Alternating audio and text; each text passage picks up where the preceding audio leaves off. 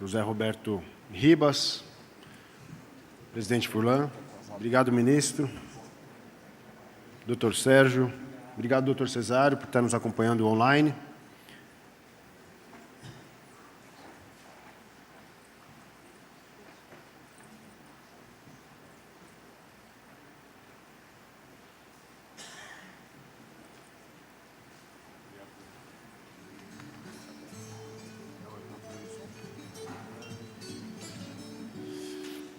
Bom,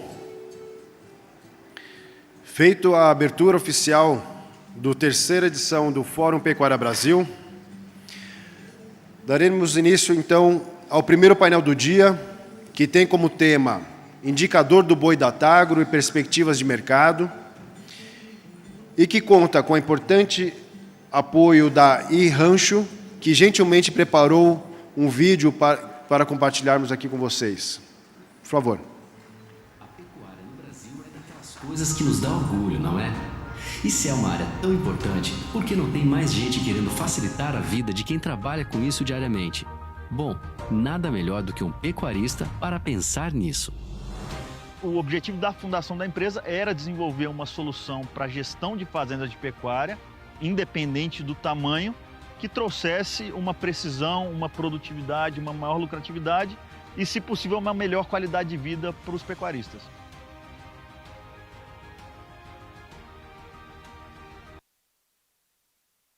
Muito obrigado, iRancho. Muito obrigado, iRancho, pelo importante apoio. É um grande prazer contar com a contribuição de vocês. Bom, e para moderar as discussões deste painel, convido ao palco o Luiz Roberto Zilo, que é zootecnista e consultor pecuário da Datagro, e também associado ao Datagro Financial. Por favor, Zilo, eu peço uma salva de palmas.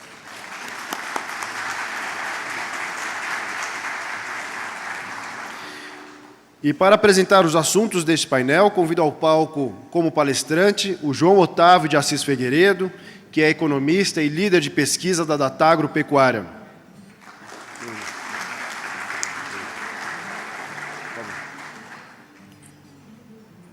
Bom, o palco é de vocês. Alô. Alô. Bom, muito bom dia a todos. Primeiramente, eu gostaria de agradecer às pessoas que deram a oportunidade para a gente estar aqui hoje, para apresentar nosso trabalho, o GPB, a Datagro, a Sociedade Rural Brasileira, a SOCOM, que está aqui presente, as autoridades presentes, e não podia deixar de agradecer todos os amigos que aqui estão, tem muitos amigos meus aqui, nossos amigos, informantes nossos, colaboradores, a indústria, o pecuarista, né? E isso torna a gente cada vez mais, com muita mais responsabilidade em tudo isso. Um trabalho fruto de uma equipe muito boa, uma meninada fantástica, o João aqui, meu companheiro, meu amigo aqui de luta, aí desde, né, João? A gente está nessa batalha, mas a gente não quer ficar falando aqui, a gente quer apresentar um pouco para vocês o que a gente avançou. Nós estamos no terceiro evento, o que a gente avançou desde o lançamento do aplicativo, desde que vem lá do Google Formulário, quem conheceu, né, para ver onde a gente chegou. E também a gente não chegaria sem vocês nessa ajuda, e todos que estão nos ajudando. Né, João?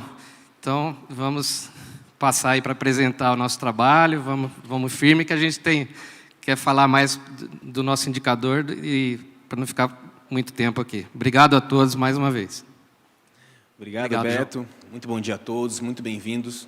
Para nós é uma grande honra ter esse auditório cheio hoje. A Datagro está há 3 anos se dedicando bastante no projeto da pecuária. Isso começou com o indicador do boi da Datagro.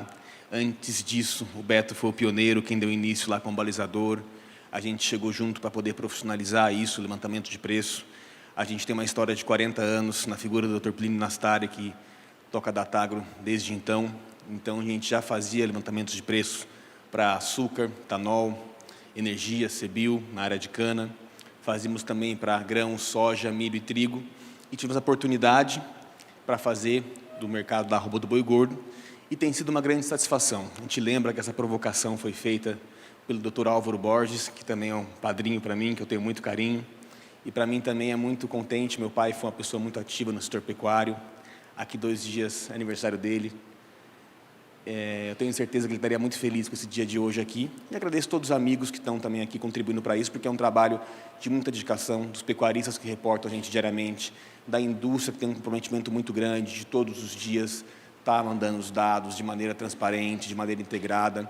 Eu acho que isso aqui, vocês vão poder apresentar um pouco hoje, é o resultado desse trabalho de 3 anos, que ele avançou por uma magnitude, Beto, que eu acho que nem nos melhores sonhos a gente imaginava que fosse chegar tão rápido. Com certeza. E é uma oportunidade muito grande. A pecuária do Brasil merece isso. Um indicador que tenha confiabilidade, que tenha transparência, que consiga, de fato, refletir a realidade de mercado. Então, isso é muito importante e vou poder falar um pouquinho mais em detalhes para você desse projeto. Eu queria convidar vocês que estão para pegar o QR Code do nosso indicador, quem quiser fazer agora, depois a nossa equipe vai passar vocês para o colaborador parceiro, vocês vão ter tudo que aparece no aplicativo, todas as informações, análises, boletins diários, notícias, muito completo para vocês aí, fique à vontade, pode acompanhar já também a apresentação ligadinho no aplicativo aí, qualquer dúvida, nossa equipe está aí depois para conversar com vocês, todo tirar mundo todas que as baixar o dúvidas. aplicativo hoje, é aplicativo de graça, de graça, do evento, de graça, por favor, contribuam. sim. E quem ainda não reporta os dados, por favor, reporte.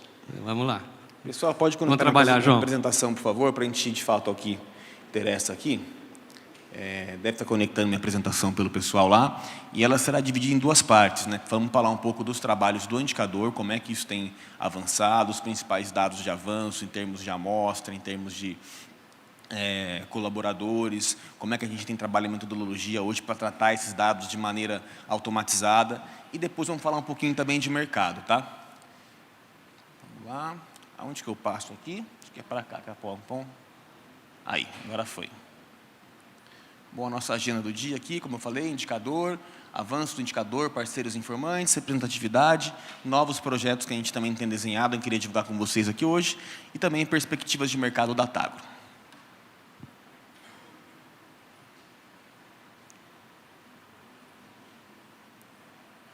Bom, falar um pouquinho da Datagro, para quem não conhece, muitos pecuaristas ainda estão cada vez mais tendo intimidade com o trabalho que a gente faz na Datagro. A Datagro hoje tem clientes em 41 países, a gente está em 9 escritórios, são 8 no Brasil e 1 em Nova York. São 12 unidades de negócio separadas que prestam serviços de consultoria, que a gente comenta de dentro da porteira até o despacho aduaneiro. Meu primo Guilherme sempre coloca muito bem isso, né? A única consultoria que a gente planta, moe, esmaga, ajuda a comercializar e também consegue ainda dar destino para essa produção. Então, a gente tem muito orgulho do que isso tem se construído. E a Datagro está cada vez mais presente em diversas culturas do Brasil e a pecuária a gente está cada vez mais forte.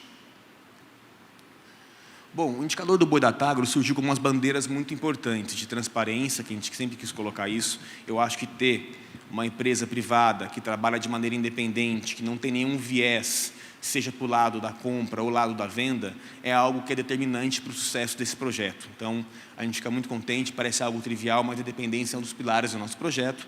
A gente traz informação em tempo real, via um aplicativo, que vocês podem acompanhar negociações, detalhes delas. Eu acho que esse é o futuro da pecuária como um todo. Cada vez mais, o nosso indicador traz um trabalho colaborativo.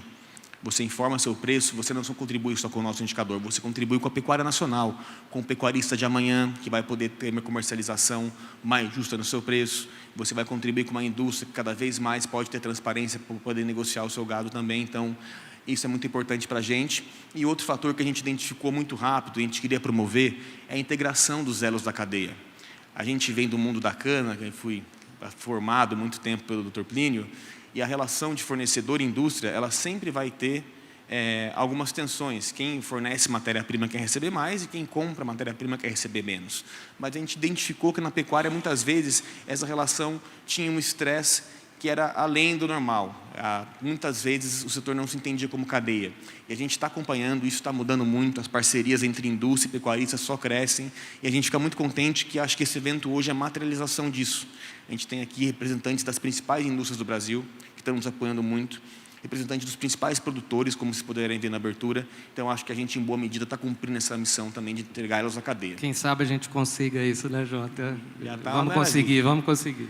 E a gente, na esteira disso, a gente está fazendo muito também os relatórios, dados de mercado, com essa gama de dados enormes que a gente tem recebido, a gente fica muito contente de poder aí entregar ao mercado dessa devolutiva, de fazer dados, fazer o que a gente sempre soube fazer na Datargo, que é relatório, perspectivas, análises de qualidade. Vocês vão poder identificar um pouco isso hoje também. Bom, a Datargo, como eu comentei, ela já é uma Price Report Agency, uma agência de preço. A gente trabalha nisso em 4 pilares, que as PRAs do mundo trabalham, que é a coleta, armazenamento, distribuição e auditoria.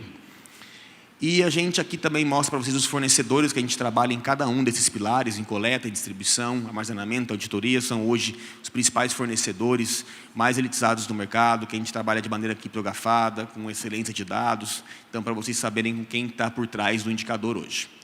Aqui, um pouco dos nossos conteúdos, né, as telas do aplicativo. Vocês têm lá todos os dias o preço em São Paulo. Vocês têm ali indicadores em tempo real do mercado financeiro também, que é muito importante para quem acompanha isso. Tem nossa equipe de jornalistas que está ali pelo Túlio representada, que produz mais de 200 notícias no dia, que todas que têm ligação com o setor agropecuário, de milho, combustível, tudo que é de interesse do pecuarista está no nosso aplicativo. E tudo isso de maneira gratuita. Tem umas negociações, claro, que é o mais importante. Então, essa aqui é um pouco de umas telas do aplicativo. E as cotações, né, João? Cotações muito Temos importantes. muitas cotações. E o principal produto, né, a entrega final disso aqui, são os nossos boletins diários que vocês diariamente acompanham. A gente tem o boletim do boi gordo. Recentemente, uma novidade desse ano, a gente não tinha boletim para novilha e para vaca. O mercado estava sempre pedindo isso para a gente, que era importante ter uma referência de preço também para fêmeas. Então, a gente tem colocado isso aqui todos os dias, catedraticamente, até 6h30 sai o indicador. Tem uma equipe grande por trás que trabalha com esses dados. Então, aqui para poder dar esse trabalho para vocês. Os princípios que a gente segue, claro, a Lei Geral de Proteção de Dados é muito importante. A gente trabalha com informação muito sensíveis, tanto dos pecuaristas quanto da indústria. Então, a gente tem um sigilo muito grande, um compliance muito forte, um indicador para isso.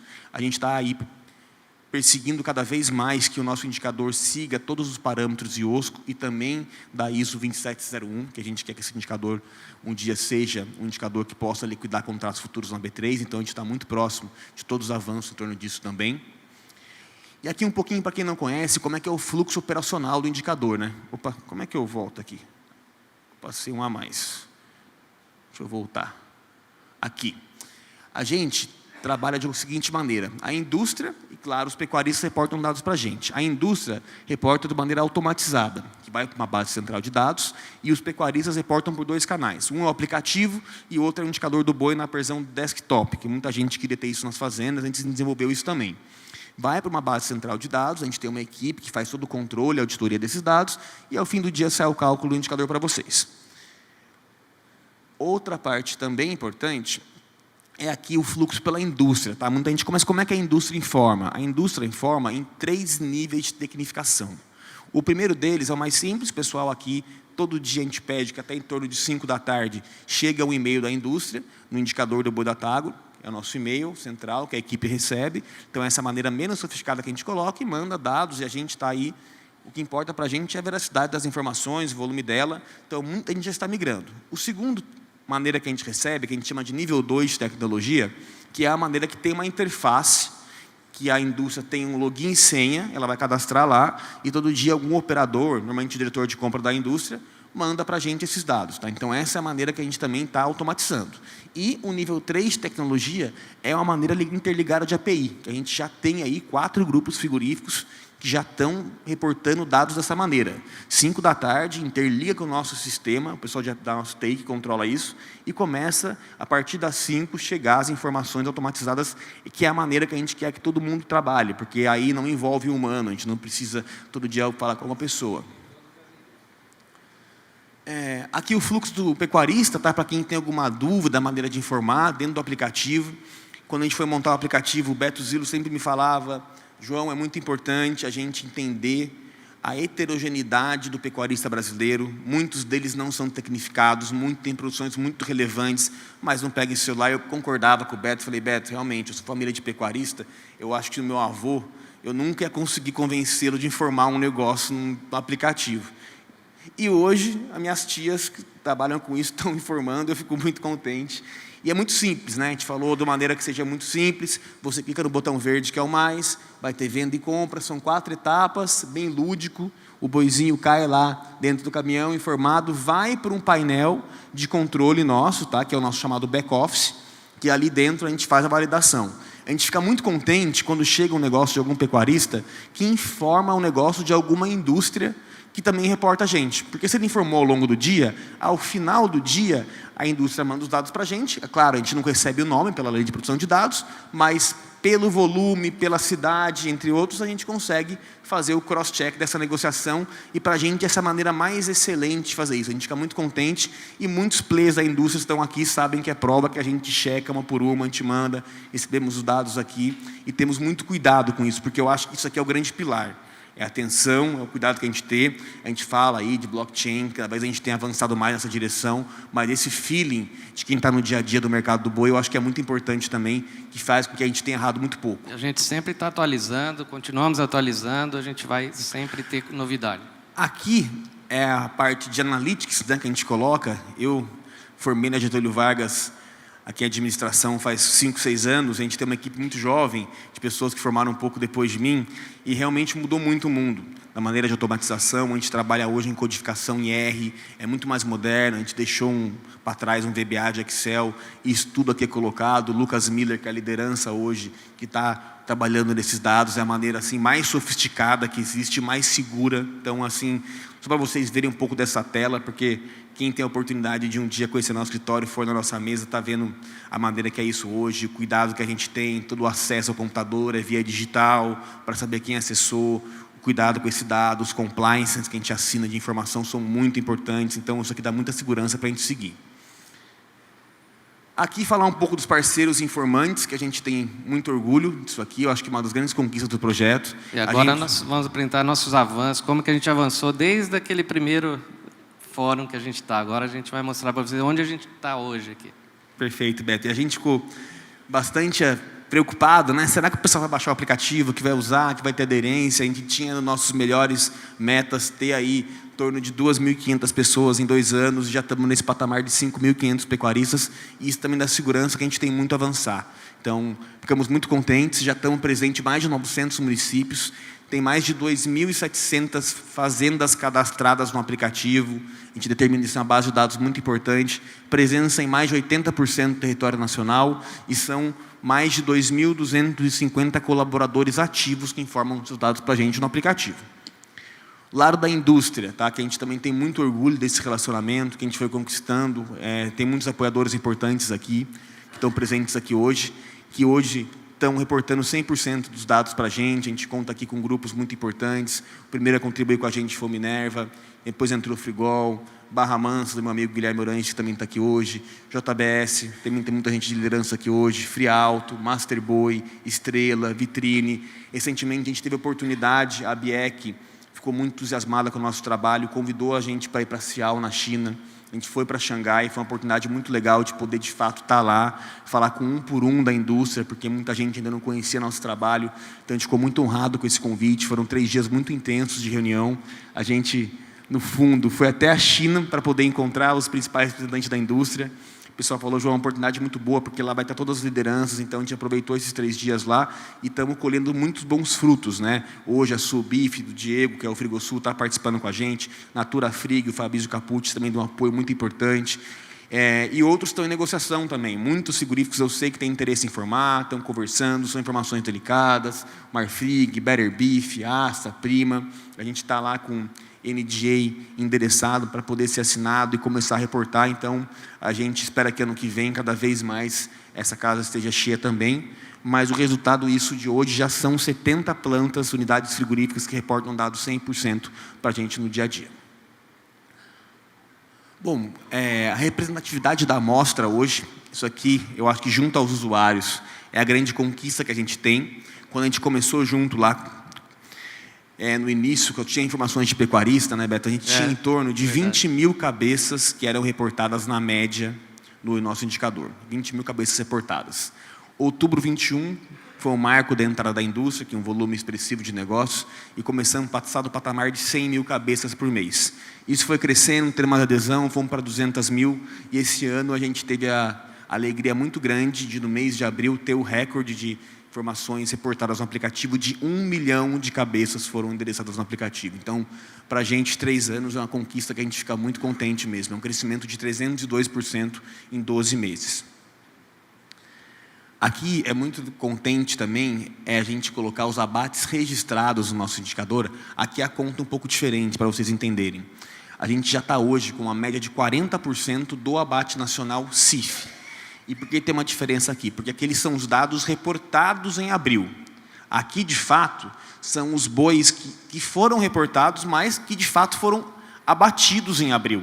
Então, a gente coloca aqui, de fato, o que morreu, entre aspas, a gente não processa nenhum boi, mas o que, de fato, foi protestado pela indústria dentro desse mês. Então, a gente está nesse patamar aí, que está flertando, gravitando entre 30% a 40% da amostra. E a gente tem muita contribuição de plantas CIFs, né? É muito importante também que a gente consiga pegar outras plantas que não fazem só exportação, que fazem mercado interno, e também negociação com muitas delas. Aqui para São Paulo, né, que é o indicador hoje vigente que liquida os contratos futuros, a gente fica também muito contente. São Paulo, o indicador está mais forte ainda, né, Beto? Sim. A gente está em torno aí de 50% a 60% abaixo de São Paulo. Já. Então, isso vai crescer porque muitos daqueles informantes que entraram agora no indicador estão começando a passar os dados. Então, a gente tem condição aí, no nosso target, que a gente até o final do ano consiga atingir a meta de 70% do abate de São Paulo e ficar em torno entre 50% a 60% do abate no Brasil. E muito em breve vamos chegar mais longe. Vamos lá, João, vamos chegar, graças a todos vocês, indústria, pecuarista. Aqui tem muitos representantes do mercado financeiro que estão presentes aqui hoje também. O valor hoje, mensal, já transacionado, que a gente estimou dentro do indicador hoje, a gente fica muito contente que o recorde, dentro de um mês, foram 4,8 bilhões de reais dentro de um mês, é um dado muito expressivo, e desde o início da história do indicador já foram 37 bilhões de reais que passaram em negociações no aplicativo. É realmente não uma força só nossa, mas uma força da pecuária nacional, que cada vez mais integrada, gera emprego, renda e produz carne de qualidade, respeitando todas as demandas de sustentabilidade. Bom, aqui, essas perguntas são muito importantes, porque a gente ouve muito no dia a dia do mercado, e o pessoal quer saber como é que é o indicador, como é que compõe a amostra. Então, a gente tem aqui a bandeira de transparência, de fato, a gente quer cravar lá no palco aqui hoje e colocar como é que é composta a nossa média. Hoje, o nosso indicador na Praça Base de São Paulo tem fechado com uma média de 70 negócios por dia. A gente fica muito contente, porque é um volume bastante significante de termo amostral, que vai representar aí, na média, cerca de 9.300 cabeças de gados compõem a média do indicador diário. A gente vê que isso oscila, né, à medida que os frigoríficos muitas vezes preenchem escala, as compras diminuem, depois ele alonga a escala, então esse é um movimento natural de mercado. Bom, a gente faz uma comparação aqui que não tem como escapar, a comparação hoje do indicador do boi da Tagro, se ele fosse a simulação para liquidar os contratos da Bolsa com o indicador atual de liquidação. A gente vê que tem aí alguns meses uma discrepância que fica mais forte, outros meses menos, mas é dados também que muitos de vocês operam em Bolsa, que podem fazer os comparativos e ver como é que seriam esses resultados, tá? Aqui a gente coloca o indicador atual de liquidação, como é que está aí em termos de evolução e como é que está em termos do Datagro. A gente tem uma linha muito mais suavizada, como vocês podem observar, que é muito mais característico do mercado do boi, do que uma volatilidade mais acentuada. Aqui é um dado também que eu acho que é um grande fator importante da pecuária, a gente conversa com muitos players isso, o comparativo de volatilidade do nosso indicador contra a variação diária do índice atual de liquidação. A gente denotou aqui um desvio padrão do nosso indicador hoje na casa de 17,7%, com o indicador atual de 36%. E a gente tem uma pesquisa muito interessante, ver os principais indicadores de boi no mundo. A gente vai pegar aí grandes institutos como a MLA na Austrália, tem um desvio padrão de 18,40%. Dados do SDA, do Live Cattle, 17,32%, que é uma volatilidade muito mais interligada ao mercado bovino. A gente trabalha com outras commodities na Datagro. Esse nível de desvio padrão acima de 30 é um desvio padrão de derivados de petróleo, por exemplo, que tem volatilidades muito mais altas, por razões óbvias, quando tem algum ataque em algum país. O petróleo é realmente uma variável muito mais arisca, vamos dizer assim. O boi tem uma volatilidade que é muito mais suavizada. Vocês que compram e vendem boi todo dia aqui sabem que esse é um teste, está caindo tanto. Lógico, eventos esporádicos, como o eventual embargo da China, traz uma coisa mais agressiva, mas o boi tem uma volatilidade mais dentro desse patamar. Bom, queria falar um pouquinho agora, Beto, dos novos projetos que a gente tem colocado. A gente tem alegria muito grande de ter sido recentemente convidado para o Paraguai. O Paraguai, na figura do Dr. Maurício Miller, que está hoje com a gente aqui, a família toda, eu agradeço muito a participação, nos convidou para lá. A gente já tem o Minerva, enquanto nosso parceiro, que reporta os dados para a gente também do Paraguai. E conversamos com lá, Dr. Jair, Caetano, que são lideranças importantes do frigorífico Concepción, nos convidaram para um evento para poder, talvez, fazer um indicador para eles lá, porque eles ficaram sabendo do nosso trabalho, do sucesso. Tem uma carência também de ter um indicador do mercado físico, fomos visitar. Quem não conhece o Paraguai, é um país incrível, um país que tem muita oportunidade. Os brasileiros, muitas vezes, têm a imagem do Paraguai da fronteira. E eu, particularmente, foi a primeira vez que eu fui, eu fiquei encantado. Assunção é uma cidade muito legal, muito segura em termos jurídicos também. Hoje está virando um polo de investimento da América Latina. O Paraguai cresce bastante, então tem uma terra de qualidade e a carne também espetacular. Comemos churrasco maravilhoso. Ótimos portos, saída. Ótimos portos. Pacífico. Aeroporto também de Assunção está crescendo bastante, então fica muito contente com isso. E a gente espera daqui para o final do ano já também estar colocando esse boletim do Paraguai para vocês, o mercado, poder acompanhar esses dados. Tá? Então, já contente, Concepción e Minerva tem mais de 60% do mercado lá. Então, a gente vai continuar avançando aqui, não só no Brasil, mas em outros países da América Latina. Outra inovação também que a gente queria colocar... Deixa eu onde ficou a ponta aqui. Foi. A gente está aqui, uma demanda muito importante do mercado, já acolhe hoje indicadores de reposição no nosso indicador, né, Beto? Para bezerro, para novilha, para boi magro, garrote. Então, junto com o Beto, te desenhou uma metodologia hoje para apuração de dados do indicador de reposição, que eu acho que o mercado também tem uma carência nesse sentido. Então, a gente cada vez mais está fazendo toda uma prospecção agora. É muito importante, todos que informam seus abates agora também poder informar suas compras, suas vendas de reposição. Isso fortalece bastante a cadeia, fortalece a informação para vocês, e a gente está muito atento a isso, e é uma coisa que todo mundo pediu, e a gente já está no aplicativo, inclusive, para vocês informarem. Perfeito, Beto. E a gente está aqui desenhando a metodologia, a gente sabe que a compra de reposição no Brasil é algo, muitas vezes, muito regionalizada, às vezes até municipalizada. É um mercado muito específico, então a gente conta com o apoio de vocês que estão na compra aí, pessoal que mexe com cria, para conversar com a gente, acessar a equipe. A gente está construindo metodologia, e esses indicadores, Beto, não são nossos. Exato. Esses indicadores são do mercado. Então, cada vez mais a gente está aberto, todos os feedbacks, conversar, vem na Datagro, vamos sentar junto. Muito do que acontece aqui hoje tem contribuição de cada um de vocês, então vai ser algo muito importante. Tudo é construído com o feedback de vocês. Pessoal, esses eram os KPIs que a gente queria mostrar para vocês em relação ao trabalho do indicador. É um prazer muito grande estar tocando esse projeto adiante. Então, a gente está aberto, depois do final desse painel, algumas perguntas para a gente poder debater aqui. E, nesse momento, né, Beto? Esse foi um pouco do nosso indicador, né? Como ele falou, a gente está à disposição para conversar com vocês. E agora a gente vai... O indicador vai muito além disso. Com as informações que vocês nos passam, que a gente tem uma equipe de análise, de analistas, juntamente com o João, a gente começou a performar grandes relatórios, então a gente vai apresentar para vocês aqui tudo que a gente consegue e muito mais por aí, resumindo o que vocês nos informam. Isso é muito importante para todos vocês, para voltar lá. Vamos falar então, João, como é que está o mercado aí? A pecuária, eu vejo meus amigos nos grupos, puxa vida. Mas a gente, fortalecendo essas coisas, a gente vai levar a pecuária. Não desistam da pecuária. A pecuária é o show. Pessoal, então a gente também queria dividir a apresentação em dois momentos, né? O trabalho do indicador, a gente tem duas equipes hoje, e também tem uma equipe de pesquisa que está dedicada 100%, que é liderada junto comigo e o Guilherme Yang, que é a figura muito importante do time aqui hoje, que está aí fazendo análises muito interessantes. Todas as nossas análises, o indicador, claro, contribui, mas a gente toca análise de maneira fundamentalista, sem dar viés do que vai, de fato, a direção do preço. A gente tem um cuidado muito forte com isso, para a gente não ter nenhum tipo de conflito com o trabalho do indicador. Então, a gente toca isso na ponta dos dedos, mas a gente consegue entregar para o mercado uma visão integrada. Vocês vão poder ter um pouco de contato com esse material. Quem não está acompanhando a gente pode também ter oportunidade agora. E, realmente, um momento difícil esse ano da pecuária, né? Todos aqui têm muita intimidade com o chamado ciclo pecuário. Realmente, a gente está num momento aí de incremento de abate de fêmeas, né? A gente está aí, já vem em 2021, foi o piso da retenção de fêmeas de 34%. Ano passado, no meio do ano, começou a ficar cada vez mais clara a virada do ciclo. A gente fechou o ano com 37% do abate de fêmeas.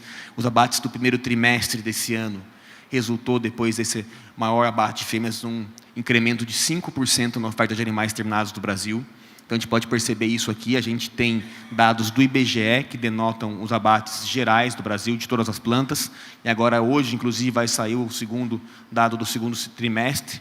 E a gente tem a oportunidade hoje, o mapa tem oferecido hoje os abates CIFES, né? Então, teve patamares recordes de abate em maio, junho, teve um pouco de represamento da oferta de boi, por causa do embargo, depois isso veio com muita força, e os abates CIFES já estão 9% à frente do ano passado. Realmente a oferta de boi aumentou bastante por razões de maior abate de fêmea. O Brasil é muito responsivo, os últimos anos a gente teve um incremento de preço muito forte, que fez com que muita gente voltasse para a atividade. A gente não só está abatendo mais boi no Brasil, mas tem um agravante importante nessa conta. A produtividade da carcaça está aumentando bastante, né? Está cada vez mais se matando boi pesado no Brasil. Aumentou muito mesmo, mais de 2 arrobas. Então, a gente é muito eficiente da porteira para dentro no agro do Brasil, como muito bem foi colocado na abertura. A gente tem que cada vez mais ser eficiente da porteira para fora, mas esse é o principal drive hoje, que eu vou dizer, de pressão no preço da arroba, vocês vão poder ver um pouco mais adiante. O fator que deu bastante suporte a esse mercado a crescer bastante nos últimos... Deixa eu ver onde que eu estou apontando para o lugar errado, talvez. Pessoal, alguém me ajuda aqui da produção? Aí, passou, João. Foi. Aqui uma sequência importante em relação ao abate de fêmeas, né? A gente tem os dados oficiais do IBGE do primeiro trimestre, que teve esse abate de fêmeas em 44%. O abate de fêmeas, uma consequência importante dele, é claro, uma diminuição do spread, chamado ágio do bezerro no boi, que já foi muito maior que 2021, esse ano caiu bastante, o preço de reposição também. Alguns estados tiveram 65% de abate de fêmeas no Brasil. Incrível, nunca...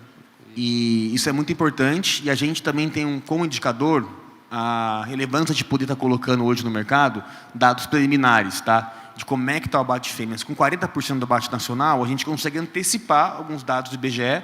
No primeiro trimestre, comparado os dados do IBGE com o nosso, a gente teve apenas 1% de variação. Então, nossos dados mostram hoje que, de fato, o indicador está calibrado. A gente está vendo como é que está o abate de fêmeas nos últimos meses também. E em outros estados, isso está mais elevado ainda. Bom, qual que é a consequência disso? A de escala já bate. A gente, com a oferta maior, as de escalas ficam preenchidas. A gente lembra aí anos de escassez de oferta, de escalas operadas muito mais baixas, frigoríficos realmente estava mais difícil encontrar esse animal terminado. Então, consequentemente, a escala ontem, inclusive, a nível Brasil, fechou em 11 dias. Da nossa série histórica, são de 3 anos, é a maior alta. São Paulo fechou com incríveis 23 dias de escala. Não se tinha visto uma escala nesse patamar em São Paulo desde que a gente começou com o indicador. Então, de fato, aí a escala está confortável, a gente entende a escala como um termômetro da oferta, então, realmente, quando o frigorífico aumentou um pouquinho o preço, ele consegue preencher bem a escala. Então, isso aqui está pressionando bastante o preço da arroba no Brasil nesse momento. Exportações era o principal fator aí que permitiu que os chamados premiações especiais colocaram bastante, aí o chamado Boi China, chegou a premiações bastante elevadas nos últimos anos. Esse ano, de fato, o mercado de exportação, ele em volume, por incrível que pareça, mesmo com os 29 dias de embargo, a gente fechou o primeiro semestre mandando mais de 1 milhão de toneladas equivalentes de carcaça para o mercado internacional. É o segundo melhor ano de exportação do Brasil, só perdeu para o ano passado, ficou atrás disso, mas estamos 5% atrás. Em receita foi o grande problema. A gente está com preço médio pago na tonelada exportada muito abaixo do que a gente teve no passado. Então, caiu em 23% a receita. Então, a gente tem esse acompanhamento aqui. A linha preta mostra as exportações de 23. A gente teve a queda em abril, agora a retomada que a gente teve em junho e julho, depois a reabertura do mercado chinês. E como o Dr. Plínio Nassari colocou no início, né, a gente vê cada vez mais, nesse primeiro trimestre, do total que a gente abateu de boi no Brasil, 25% foi para fora, 74% no mercado interno. Cada vez mais a gente vai na direção de 30% do que a gente produz para fora, e isso traz consequências importantes para o mercado. Mais volatilidade, a gente tem um player muito grande como a China, que é a grande mola propulsora do incremento das exportações. Então, hoje, como o mercado de exportação tem andado. Em volume, é muito interessante ver que não está tão complicado, como muito bem coloquei, mas em relação à questão hoje desse ano, é realmente preço. E é interessante olhar esse gráfico, a gente vê qual que é o impacto da China nesse mercado de exportação de carne do Brasil. Se a gente olhar aqui em 2015, 2016, o Brasil tinha mandado aí em torno de 90 mil toneladas de carne bovina para a China. Ano passado a gente fechou com 1,2 milhão de toneladas. É um incremento muito expressivo. E esse ano também já mandamos 600 mil nesse primeiro semestre. Ano passado foi 650, esse ano 604. Não é um gap tão grande, mas esse incremento impressiona muito. A China, em 2015, tinha 3% do total de carne que o Brasil exportava. Agora estamos há 2 anos, 3 anos, acima de 50%. Então, fechamos esse passado com 58% e esse ano também estamos repetindo 58%. E olha que Hong Kong não entra nessa conta, que tem um outro porto de entrada. Então, realmente é uma relevância muito importante. A China mexeu muito com o mercado, mexeu muito com a indústria, muito com o produtor rural, cada vez mais busca terminar o seu animal mais cedo para poder pegar essas premiações importantes no mercado internacional, mas realmente esses mercados têm mais volatilidade. Mudou o patamar da pecuária brasileira. Bom, outro assunto importante também a gente vê em relação aqui do lado da indústria, né? Como é que estão os spreads da indústria exportadora, tá? Isso aqui não é uma figura de uma indústria geral, isso aqui a gente coloca os dados de fato da tonelada exportada versus o preço pago no mercado físico.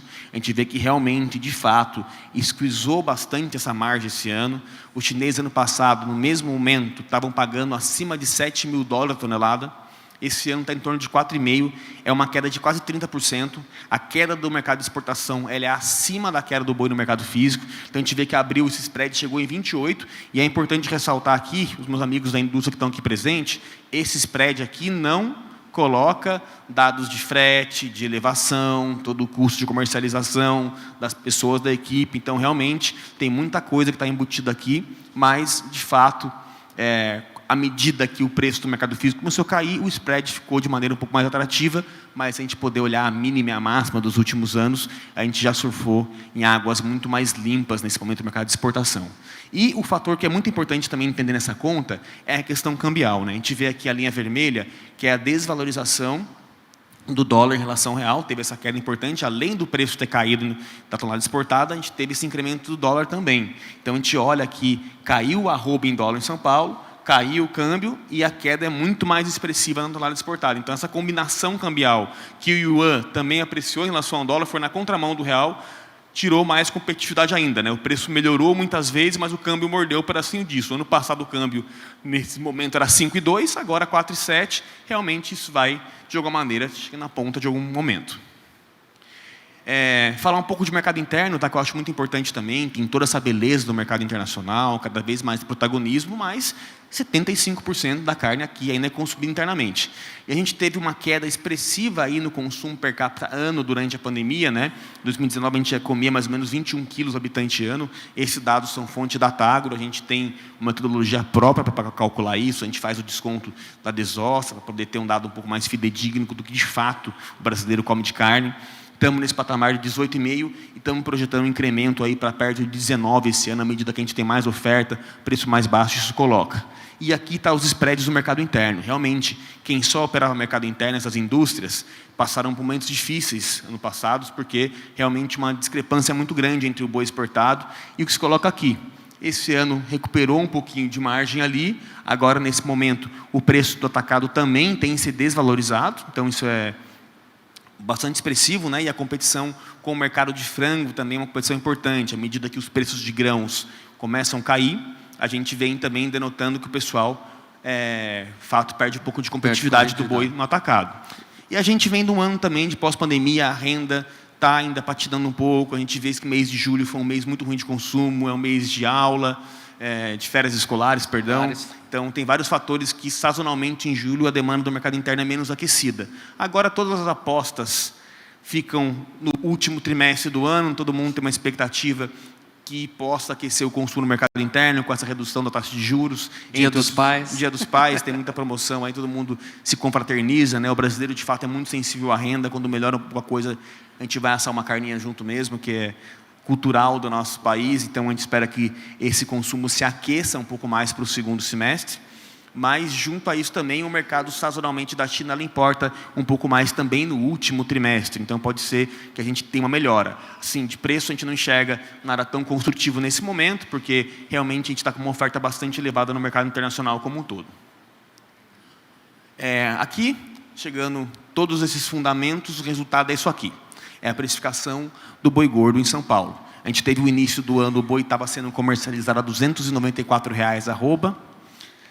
tivemos uma queda expressiva aqui, depois do embargo chinês de 29 dias, chegou no pico da crise do embargo a 2,68 em São Paulo, a gente achava que estava perto disso, esse mercado teve uma reabertura depois de 29 dias, teve esse ramp-up de preço, aquela demanda represada, o pessoal voltou a comprar bastante, mas depois teve uma frustração muito grande, teve aquela carne que ficou parada no porto da China, que demorou muito para o chinês internalizar, muita insegurança, a indústria pagava o demon rate todos os dias, de todos aqueles containers parados, realmente foi uma situação muito complicada. Eu acho que a demora da resolução para isso foi tão agressiva quanto o embargo, e de fato o ciclo pecuário continuou surpreendendo. A oferta de boi aumentou, o consumo no mercado interno não estava andando, a China frustrou muito no sentido, todo mundo tinha uma expectativa muito grande, que após a extinção de política de Covid-0 dos chineses, a demanda do mercado chinês ia aquecer muito, e não aqueceu como a gente colocou, como a gente imaginava. A gente teve na China, presencialmente, a gente viu isso. O preço do atacado chinês hoje é o menor patamar em 3 anos. Então, de fato, a originação está mais complicada e resultou, ontem, nosso indicador fechou a 233,60. É a mínima desse ano e é a menor cotação desde agosto de 2020. O ciclo pecuário, de fato, é soberano, mas lembrando que 2020 e 2021 foram as maiores valorizações na história da arroba do boi gordo no Brasil. 2020 a gente teve valorização de 37%, 21 de 20%, agora em 22 uma queda de 14%, e estamos aí uma queda acumulada de 20% ao longo desse ano. Outro dado importante também, que um trabalho que a gente coloca com a Datagro, a gente tem uma integração muito forte com a nossa área de grãos, e isso traz muito contribuição pecuarista, a chamada relação da troca da saca de milho por uma arroba. A gente traz isso aqui diariamente para vocês também do nosso indicador. Vocês podem acompanhar isso por estado, né? Esse é um fator construtivo nesse momento. A gente tem uma redução nos custos de produção. Vocês podem ver que aqui a linha preta, que é o boi gordo, comparado com todos os outros insumos, milho, DDG, sorgo, ureia, farelo de soja, polpa cítrica, mais de 90% deles caíram acima no preço do boi gordo. Então esse é um fator construtivo para quem confina boi. A gente sabe muito bem aqui, muitos confinamentos ainda carregam um pouco do custo do ano passado, mais estruturados, um milho mais caro, uma reposição mais cara, mas quem pegou a janela de oportunidade de um milho que estava a 70, chegou a alguns lugares do Mato Grosso abaixo de 30, realmente tem uma oportunidade interessante para isso, mas ao mesmo tempo tem uma via de mão dupla, que isso aqui pode ajudar a dar um incremento de oferta. O estoque de passagem, né, ainda estava caro, o boi que estava sendo abatido foi um bezerro mais caro, então todas essas...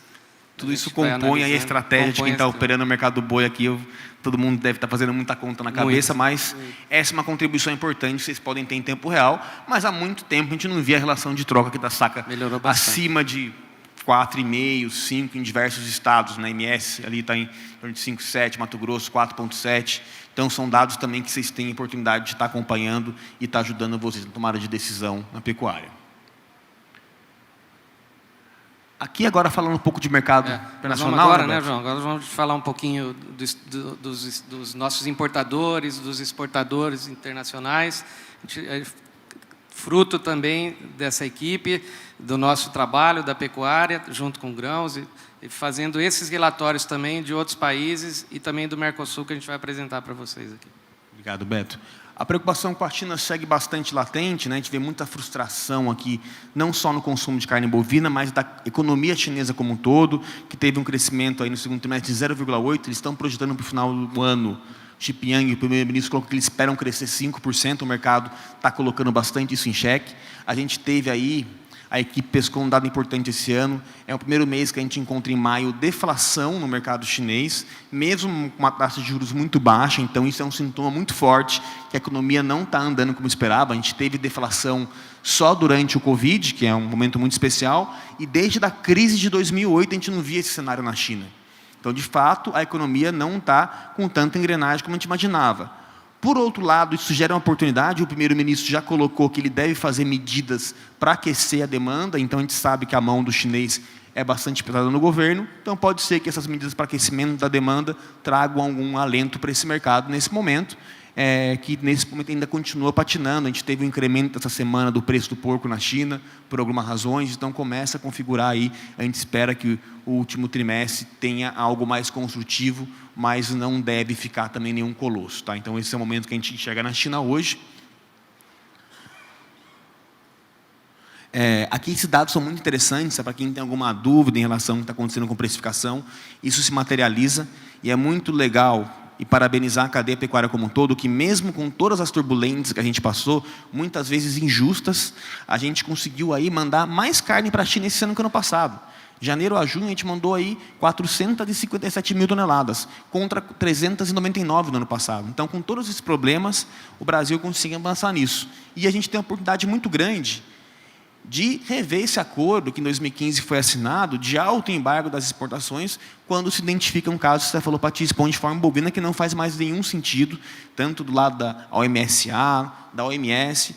O Brasil está aí cada vez mais respeitando todos os protocolos e não faz sentido um país inteiro, uma cadeia nacional como um todo, ser penalizada com um animal mais velho no norte, no estado super distante. Então, a gente tem a oportunidade de colocar isso. Outros países, como Argentina, Uruguai, têm muito menos restrições que a carne do Brasil, mas, de fato, a gente está começando a ocupar esse mercado com mais força agora e tenho certeza que nos próximos anos a gente vai ter aí um arranjo institucional mais tranquilo.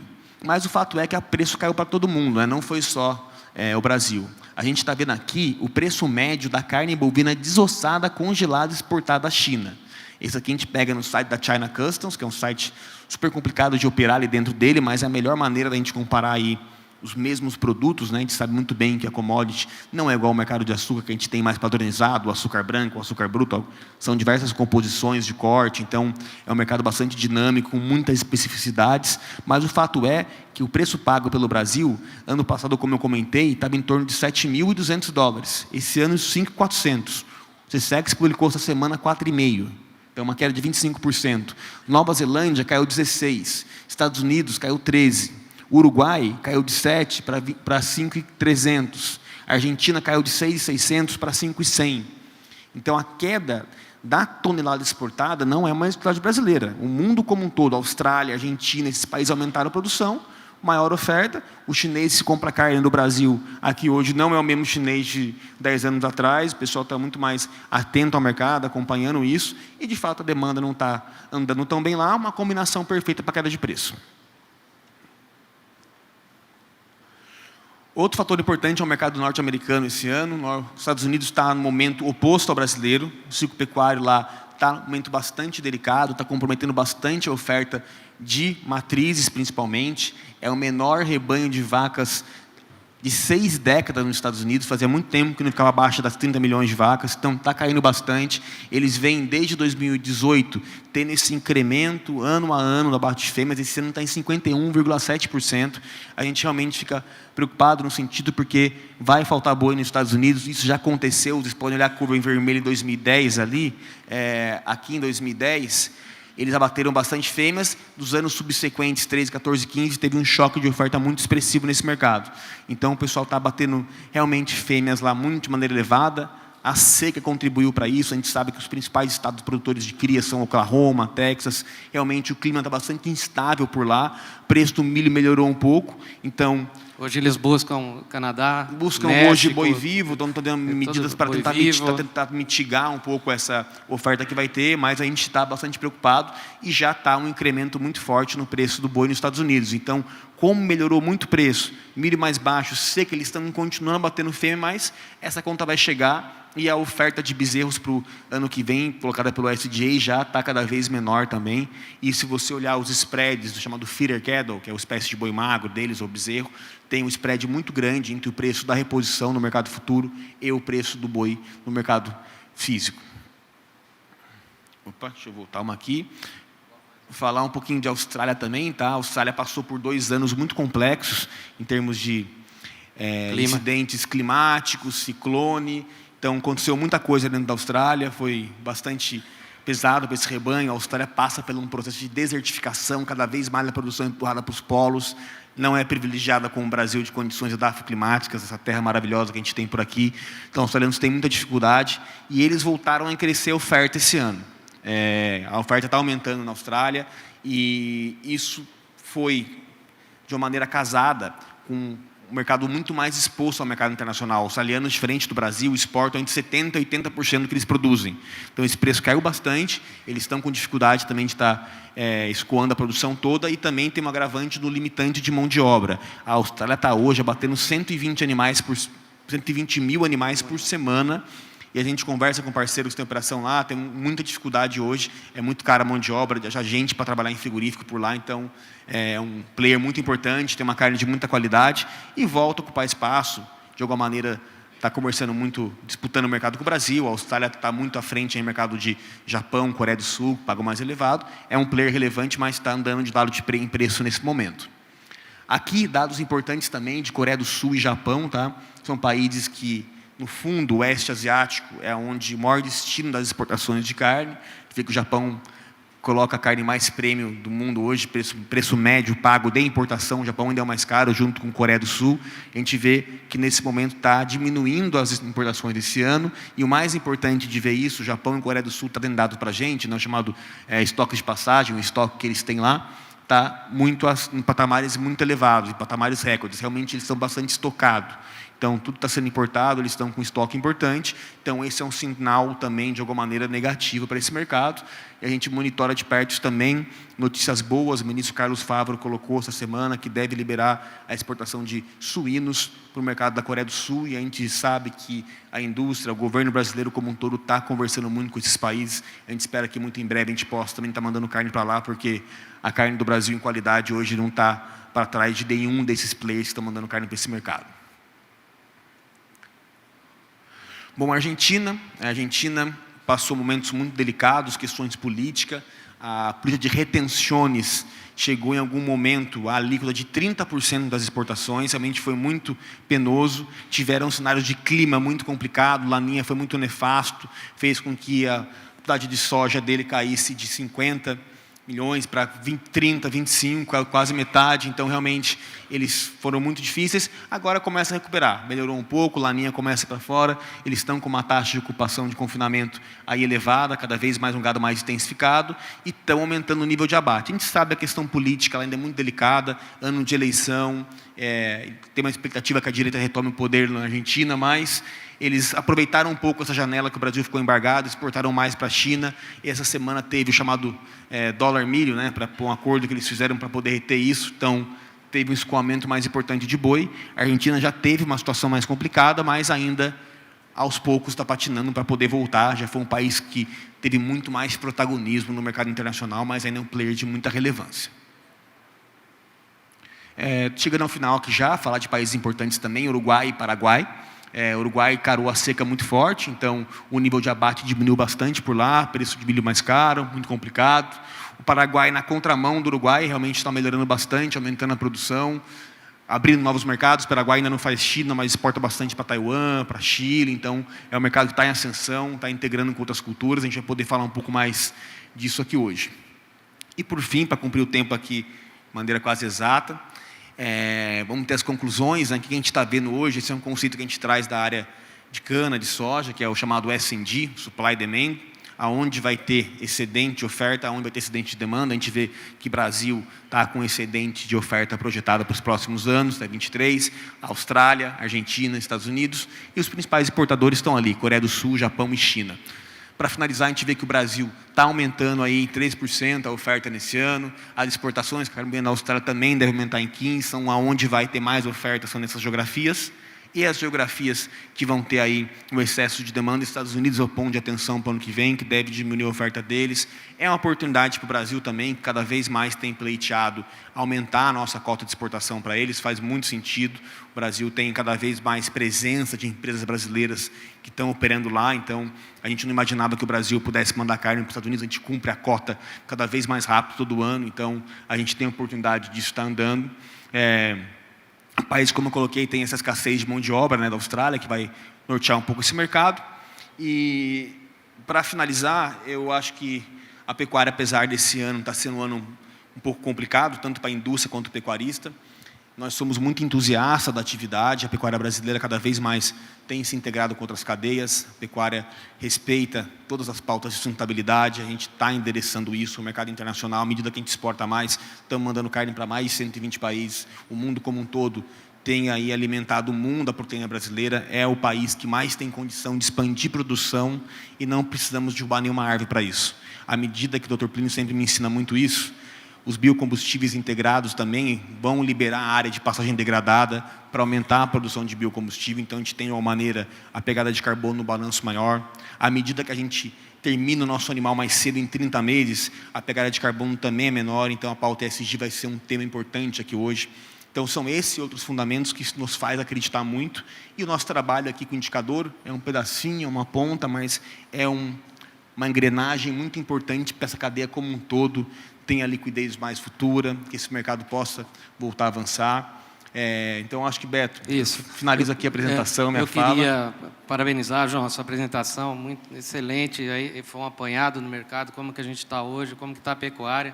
Reforço para vocês que os nossos relatórios estão na Data Agromarkets aqui, para vocês lá, o pessoal vai atender vocês, mostrar o que a gente faz. Nossa equipe aí, eu queria parabenizar, né, parabenizar ela, que ela fez, e o trabalho todo, a gente dedica também, o trabalho extenso e muito bom desses meninos aí, e eles estão aí também para tirar dúvidas para vocês. Agradeço mais uma vez a oportunidade de a gente poder mostrar nosso trabalho. A gente está avançando, como o João falou, a gente está aqui pequenininho, mas a gente quer ser muito maior e deixar um legado, né, João? Não somos tão pequenos mais não, hein, Beto? Estamos fazendo um impacto muito importante, a gente fica feliz que, em boa medida, muitos players da cadeia já estão fazendo contratos com o nosso indicador, tanto a indústria quanto o pecuarista tem solicitado isso. Então, a gente é ciente da responsabilidade que tem esse projeto, porque no fim do dia, o indicador que a gente publica lá vai impactar a indústria, vai impactar famílias de pecuaristas que vão ter uma precificação que a gente considera mais justa, que isso é importante. A gente não tem compromisso com a alta nem com a baixa, o nosso compromisso é refletir a realidade do mercado. E eu acho que isso é o mais importante. Então, queria parabenizar o Beto, que é meu parceiro aqui desde o início desse projeto, parabenizar o Guilherme Yankee, Lucas Miller, Juliano, Isabela, Luque, Gabriel, a equipe está aí aposta, são pessoas todos lá, que são obstinadas aqui, que se entregam de corpo e alma. A gente tem esse projeto aqui como um projeto que a gente toca com muita responsabilidade, com pessoas que nos instruem, como o Dr. Plínio e todo o board da Datagro, o Guilherme, o Luiz Felipe, que apoiam muito a gente. E eu acho que a gente não tem que pensar aonde a gente vai chegar, é pensar no dia a dia. As corridas, a gente pensa muito mais no processo do que eventualmente no pódio, e aos poucos a gente vai colocar. O Luiz Felipe me chamou a atenção aqui, encerrou o momento. Convido vocês para ir, vai lá visitar a gente, vai visitar a nossa equipe lá no escritório, vai conhecer lá o indicador de perto, vocês vão ver que vão mudar o pensamento.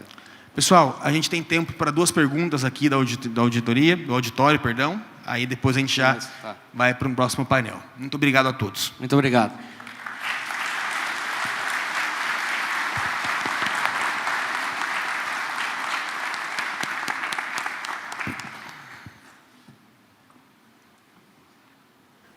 Bom, quem quiser fazer alguma pergunta ou observação, por favor, levante a mão, que a gente ainda tem aqui alguns minutos. Eita. Foi? Tem uma pessoa ali no fundo. Bom dia, João. Bom dia, Luiz. Primeiramente, parabéns pelo evento. Gostaria de perguntar para o João, dos grandes frigoríficos, se tem algum que ainda não assinou o NDA, que não participa digitalmente do indicador da Datagro, e, na sua visão, qual seria o empecilho que você encontra ainda de todos os players de grandes frigoríficos que não participaram do indicador?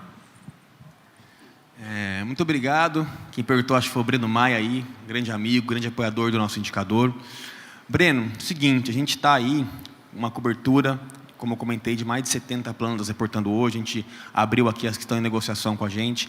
Ainda faltam alguns players ter adesão para isso. Acho que hoje é uma oportunidade muito interessante. E eu não quero nominar nenhum deles, mas a gente está falando com todos eles. A gente foi para a Cial, a gente teve um trabalho de prospecção ativa, a BIEC tem nos apoiado, e a gente está no processo, eu acho, de aproximação. A gente tem 3 anos de trabalho, é um período relativamente curto, e eu acho que a adesão de outras indústrias é uma questão de consequência, de tempo. Eu acho que a confiança dos players que a gente coloca, acho que cada dia é uma pequena vitória. Quando uma indústria fala para outra, olha, estou reportando dados para eles, é um trabalho muito sério, eles auditam os dados, essa confiança que a gente tem de um poder comunicar ao outro é muito importante, e o mesmo lado dos pecuaristas, né, que muitas vezes não querem revelar seus negócios, não vou publicar lá o que pode acontecer, a minha informação vazar. Então, acho que essa confiança que a gente está construindo com o setor vai permitir que, ano que vem, a gente saia desse 40% do abate nacional e chegue muito mais próximo de 80%, e quem não estiver participando, acho que hoje é um momento importante para repensar, para conversar. A gente está aberto, a Datago tem um compliance muito forte, em relação a todos os hoje analistas, acho que é legal mencionar isso. Isso é uma coisa que já vinha na área da cana, desde que eu comecei. Nenhum analista da Datagro pode ter posições em mercado financeiro em ativos que a gente analisa. Seja açúcar, etanol, seja empresas listadas em bolsa, isso é muito sério dentro da Datagro. Então, a gente leva isso de uma maneira militar, que a nossa liderança, o Dr. Plínio, sempre colocou. Então, isso traz também conforto, porque o pessoal quer saber, é uma informação super delicada do seu grupo. Então, Breno, a gente vai chegar lá. Quem não estiver dentro ainda, muitos estão aqui já informam, tem players da indústria que estão aqui presentes no auditório hoje que não estão informando, mas tenho certeza que estão em intenção de informar e daqui a pouco estarão com a gente. Estamos abertos.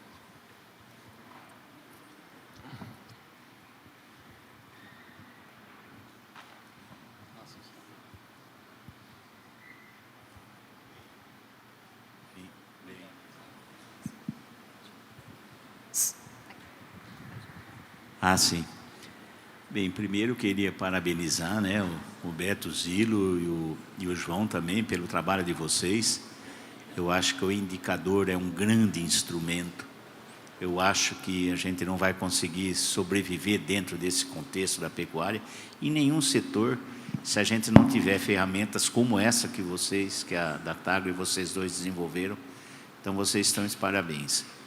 A pergunta que eu faço é mais, não está muito relacionada ao indicador, mas como que isso pode pesar nas indicações um possível tratado unilateral entre Brasil e União Europeia, uma vez que a União Europeia ela não é considerada hoje de tanta importância do ponto de vista comercial, mas a União Europeia ainda é a grande formadora de opinião do mundo, e ela tem criado algumas restrições ao Brasil por questões comerciais, que no fim são traduzidas aí como questões mentais. Vocês acham que pode ter uma possível, dada a expressão que tem hoje o Paraguai, e como vocês disseram, você acha que pode trazer algum benefício para a área do setor pecuário, um provável acordo bilateral entre a União Europeia e o Mercosul? Sr. Sérgio, muito obrigado. A pergunta é muito importante. Eu acho que esse é um assunto bastante quente. No momento, a gente vai ter um painel hoje para tratar de sustentabilidade aqui. A gente tem o prazer de contar com o Caio Penido. Meu amigo Fernando Sampaio também está aqui no auditório. A gente vai buscar endereçar um pouco dessas questões. Mas, indo à sua pergunta, eu acho muito importante que o indicador pode sim contribuir com isso. A gente sabe que a União Europeia não é dos principais importadores em termos de volume, mas são formadores de opinião em relação ao mundo. As pautas ESG têm se arrochado bastante por lá, muitas vezes de maneira injusta em relação aos mercados brasileiros. A gente sabe, no passado, muitas barreiras de entrada para os nossos produtos eram barreiras tarifárias, taxavam os nossos produtos em patamares muito elevados. E a gente percebe que, de maneira estratégica, eles colocam hoje barreiras, coloca lá um simples detalhe, se não tiver uma rastreabilidade, pondo daquilo lá. A pecuária brasileira tem, sim, questões a serem endereçadas, mas a gente está avançando muito nesse sentido, e o indicador pode, de alguma maneira, junto com a indústria, junto com o setor, a gente começar a também coletar dados de sustentabilidade, que a gente sabe que boa parte hoje da pecuária que está aqui hoje nesse auditório, a gente não quer esses animais que venham de área desmatada, que venham de áreas que não sejam legais. Isso ocorre. Essa indústria que está exportando hoje, ela não consegue operar esses mercados. Então, todos os players aqui têm programas cada vez mais intencionados para conseguir endereçar essas questões, da onde está vindo o gado, para que a gente consiga ter a rastreabilidade 100%. O Beto tem, junto com o senhor na Rural, tratado muito disso no dia a dia. O governo brasileiro vai ser importante tratar incentivos para isso. E um assunto muito importante que eu coloco, não é uma responsabilização só da cadeia industrial, ou só do pecuarista. Todos os stakeholders da cadeia como um todo têm que estar atento a isso. Quem está vendendo insumo tem que estar atento se aquela pessoa tem um CAR regulado. quem está também financiando as grandes casas financeiras, quem dá financiamento para isso também tem que estar atento a isso. Então, não podemos responsabilizar somente parte da cadeia e, muitas vezes, colocá-la de uma maneira muito agressiva em relação a isso. Então, a gente precisa estar unido como um todo e criar programas de incentivo, para que a pessoa que produz de maneira correta, a gente tem no programa do RenovaBio, que o Dr. Plínio é um grande estruturador disso, a gente tem lá programas que hoje estão dando bônus. Quanto mais você tem a chamada elegibilidade, você sabe que você tem mais áreas que tem CAR, que é registrado, quanto mais eficiente as plantas de etanol hoje, ela, por meio do CBIO, uma regulação de mercado que não taxa, não cria estouro inflacionário, mas se o cara é mais eficiente, se a usina, por exemplo, usa menos diesel, está migrando parte da sua frota com biogás. Então, a gente tem que criar programas também, que eu acho que é uma oportunidade legal de pensar aqui hoje, que não só penalize quem faz errado, mas também premie quem faz o correto. Eu acho que esse é o caminho que a gente tem que perseguir. Seu Sérgio, obrigado. Rapidamente, eu, de fato, eu não me preocupo com isso. O Brasil é muito forte, a gente é o maior produtor de alimentos do mundo, a gente vai vencer todo esse imbróglio que está, essas pressões. A gente está mostrando aos poucos, a gente precisa comunicar um pouco melhor, a gente sempre fala isso, mas nós vamos chegar lá. E assim, eu não vejo, a pecuária nossa é pujante, a agricultura é pujante, a gente tem muita força. E é hora de todo mundo estar junto e unir, a gente vai chegar lá, né? O Brasil é muito forte, muito grande. É isso aí.